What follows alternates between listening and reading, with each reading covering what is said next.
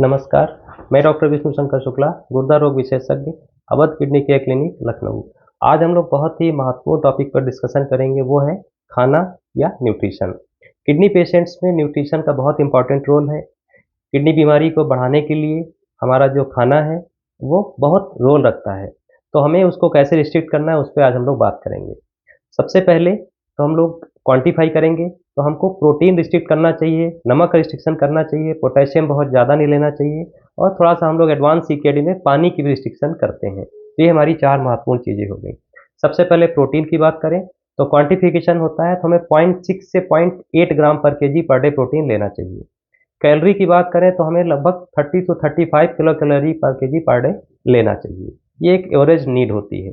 Potassium की बात करें तो 40 टू 50 मिलीकोलन पोटेशियम पर डे हमको लेना चाहिए और साल्ट की बात करें तो लगभग 3 से 4 ग्राम पर डे हमको साल्ट लेना चाहिए और ये नॉर्मल साल्ट या टेबल साल्ट जिसको हम बोलते हैं व्हाइट साल्ट वो होना चाहिए। हम काला नमक सेंधा नमक की बात नहीं कर रहे हैं, उसका इस्तेमाल हम रिकमेंड नहीं करते हैं। अभी हम लोग कॉमन फूड आइटम की बात करेंगे, तो हमको सबसे पहले हम बात करें कि क्या नहीं खाना चाहिए। हमको लो प्रोटीन रखना है, लो साल्ट लो पोटेशियम रखना है, तो हमको पनीर, मलाई, नॉन-वेज खासकर जो मीट है इसका सेवन नहीं करना चाहिए। इसके बाद में जो दालें हैं उनका सेवन हमको कम करना चाहिए। जैसे आधी कटोरी हफ्ते में 2 या 3 दिन दाल खा सकते हैं, उसमें भी अरहर की दाल थोड़ी-सी अवॉइड करनी चाहिए।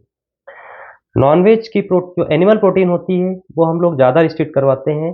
प्लांट प्रोटीन उससे सेफ होती है क्योंकि एनिमल प्रोटीन की इम्यूनोजेनिसिटी होती है। हमारे अंदर कुछ सिमिलरिटीज़ होती हैं दूसरे एनिमल्स के साथ में जो हमारी इम्यूनोजेनिसिटी को बढ़ाती हैं और उससे किडनी बीमारी में कुछ डिसीजेस का प्रोग्रेस होने का रिस्क रहता है। तो it's better to avoid non veg in kidney patients, तो बहुत सेफ हो जाते हैं। अब एनिमल प्रोटीन के बाद जो हमारी वेज प्रोटीन है उसमें भी पनीर और मलाई का सेवन हटाना चाहिए हमको। दालें आधी कटोरी हफ्ते में 2-3 दिन खा सकते हैं, अरहर की दाल उसमें भी हमको अवॉइड करना चाहिए। ये हो गया। दूध पी सकते हैं मलाई हटाकर और दही भी खा सकते हैं। इसके बाद में हम सब्जियों की बात करते हैं, तो सब्जियां यूजुअली हम रिस्ट्रिक्ट नहीं करते हैं अर्ली सीकेडी में, सब्जियां सारी ले सकते हैं। बस अगर एडवांस सीकेडी है या डायलिसिस पे हैं और अगर पोटेशियम बढ़ रहा है, तो हम बोलते हैं जो पत्तेदार सब्जियां, हरी सब्जियां हैं, लीफी वेजिटेबल, उनको हम बोलते हैं कि बॉयल करके एक सीटी बजा के पानी फेंक दीजिए और बना लीजिए। इसके बाद टमाटर थोड़ा-सा रिस्ट्रिक्ट रखिए, वो पोटेशियम बढ़ाता है। और फलों की बात करें तो उसमें सेब, पपीता, अमरूद, नाशपाती ये 4 फल सुरक्षित रहते हैं, इनको ले सकते हैं। और नारियल पानी, जूस, रसीले फल जैसे संतरा है, आम है, लीची है, इनका सेवन हम लोग मना करते हैं, इनको नहीं लेना चाहिए। अब थोड़ी-सी और बात करते हैं, जैसे अगर किसी को डायबिटीज़ है, तो उन लोगों को मीठे का परहेज़ के साथ-साथ में फलों में भी ये 4 फल उनमें भी सुरक्षित हैं कि सेब, पपीता, अमरूद, नाशपाती वो लोग भी ले सकते हैं, बस थोड़ा-सा कम मीठा या कच्चा होता है, तो बेटर रहता है। वो लोग भी बाकी फल रसीले नहीं खा पाते हैं। तो ये डायबिटीज़ का हो गया। डायबिटीज़ में इम्पॉर्टेंट ये भी होता है कि डायबिटीज़ वाले सीकेडी पेशेंट में पोटेशियम बढ़ने के चांसेस ज़्यादा रहते हैं, तो उनको भी हम लो पोटेशियम डाइट की रिकमेंडेशन देते हैं।